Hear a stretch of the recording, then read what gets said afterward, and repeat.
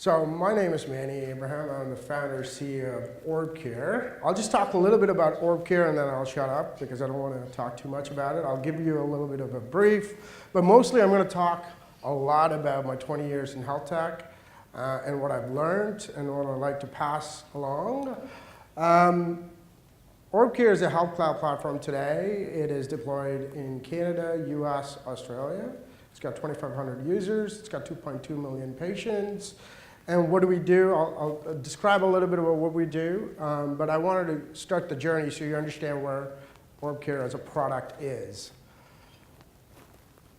So the dot-com era. Even though I might look young, actually I look old. I started out when I was 20. I started in 1999. My first product was an EMR company, and it was a public company. I got lucky. I found out there was a bunch of mining money that was sitting around, and they wanted a product, and they found me, and I started a company. And I had some doctors who wanted a product, so I created one. It was one of the web-based products then. A lot of people talk about cloud today. We were cloud in 1999. So some of the challenges in the dot-com era, I like to say that we, as a few companies that we started then, paved the way today for a lot of the health tech companies today. Our battles were ADSL, DSL, and security. I mean, this is the questions we got asked. And the problems we solved, the simplest thing that we built then as an EMR company, our first product, which we actually created on a napkin with a couple of office administrators sitting in a coffee shop. But the first things and the only things we started that really had EMRs at that time that made use was lab results. That's the only thing we did. Ability for doctors to be able to segregate normals and abnormals, because they just couldn't do it before we started out. So that's where we started, and I'll talk a little bit about dot-com eras and specifically on the lessons learned side. I mean, today I feel, today in the tech world, today in Toronto, in the space, in healthcare, there's again that spike, that hype. So I'll talk a little bit about that as well. So what you want to guard against. That was the first company I just talked about. It was called Cogent. It was a public company. It raised, I think, $6 million as our first round. We had offices everywhere. We were in UK, we were in Canada. But I think we were too early. We were in 1999, and the doctors were not ready for us. But we built a great product. We were deployed. We were the first to get certification in Alberta. We worked with CMA, we worked with the eHealth Ontario over here. It was called SSHA then. But we did quite a bit of stuff then. And one of the things that we learned from a product perspective is tech is not always the thing. And this you will learn. As you build products in healthcare, you'll learn tech is one of the things you need, not everything. I'll talk a little bit about that. My second product, which I was a founder and CTO of, was Nightingale. It just got sold last year, but we founded that company in 2002. It was also public in 2005, which is where. But we at Nightingale, when we built it, it was an ASP product, cloud, I guess, today. And we had it in Alberta. We kind of dominated BC. We dominated Alberta. We also won Nova Scotia, but it was built in 2003. One of the other things in tech is you got to be up to speed. Nightingale never did, which had a lot of traction over time, and it got sold to TELUS last year. But great things, a lot of stuff that we did, ministry-wide, province-wide deployments, cloud-based.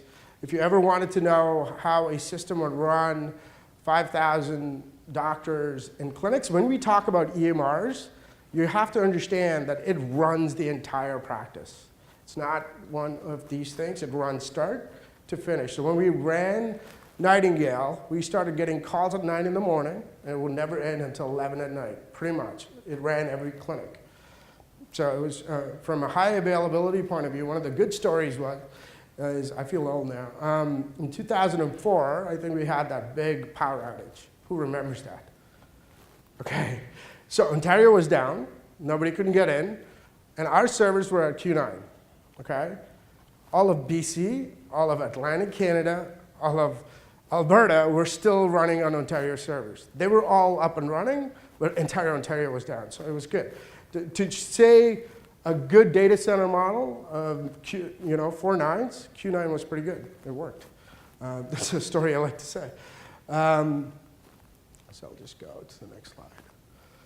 A little bit of the old time pictures. We used to go out, and I wanted to share a little bit about what we did. We actually spent quite a bit of time at our doctor's offices. As you can see, I'm pretty young there. And we did quite a bit with a lot of the offices. Why I bring this up is important. While you build tech, one of the things in healthcare, it has to work in an environment within a clinical setting. It has to. They deal with lives, sorry, go back there. They deal with everyday lives that patients have their worst days of their lives when they're sick, and these people work 9 hours a day, don't get paid a lot, and they're asked to use your technology. So it has to work. It has to work fast, it has to work easy, and it has to be the best. So some of the lessons I've learned when building products, and those are the people we remember, because when we go, we realize how hard their job is. Ours is easy. So a little bit of another photo. And present. So why I suggested all of that, Orbcare, one of the things that we focused on in 2013 is, today doctors spend 2 hours in their software system for every 1 hour of patient engagement. Just think about that. That's because the number of systems that they're asked to use to do their job, they do it. 85% of doctors use a software system today in North America. $300 billion is the health IT spend. While doing all of that, can you imagine him spending 2 hours for every 1 hour? But that's the norm today. So the problem is not necessarily the number of systems or the tech themselves. It is how it is applied and what it does. Today, the more systems that get added on top of it, it adds to their work. It adds to their time. If it doesn't integrate, if it doesn't work well, it adds to their time. So Orbcare, we focus specifically on making sure that their workflows are efficient, and we provide start to finish, from the patient that walks in and asks for a request to the point that they get paid, all the way through in a single platform, HTML5, cloud, all that good stuff. That's the only plug I have for Orbcare today. So lessons. So I figured, in 20 years being through the dot-com era in multiple companies, I figured I'll share some of the lessons I've learned. Please forget the hype. I was part of the hype in 1999, and please forget the hype. Every year in tech and others, there are buzzwords. AI, there'll be access to care, there'll be engagement. You can talk about a lot of things. Forget the hype, because one of the important things in healthcare is, first of all, it takes time. I'll talk a little bit about time. It takes time for a product to be used. So if you believe the hype, the expectations are so high that you'll never meet them. So just make sure of that. Second, and then this is one of the things I was saying, is tech is one of the things that they use. The important other things that you want to focus on is workflow, how easy it is. How are you returning and cutting down reduction of tasks? Tech in IT is, if you look at it, it's supposed to cut down time.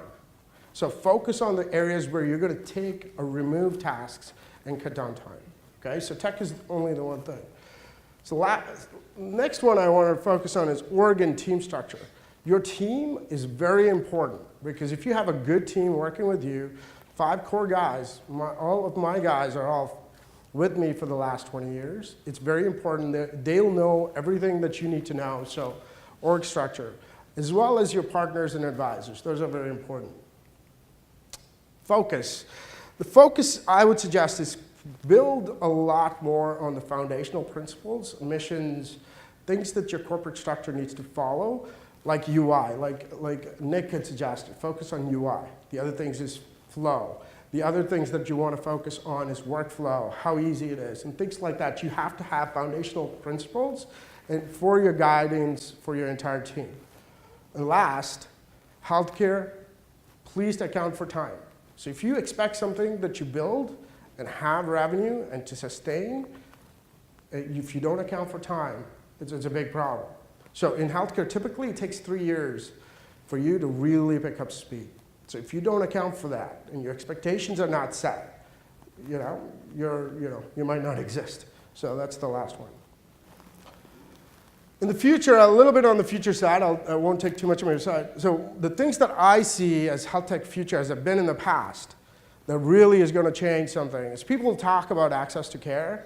It doesn't exist. I mean, at least in Canada anyway. So greater access because the patients are demanding more. So engagement, things that people want. So greater access is something that you want to look out for. And so a lot of people talk about AI, and AI is great. It's going to change the game in healthcare because the data is there for it to be utilized to make better lives. But one of the things I see is actionable data.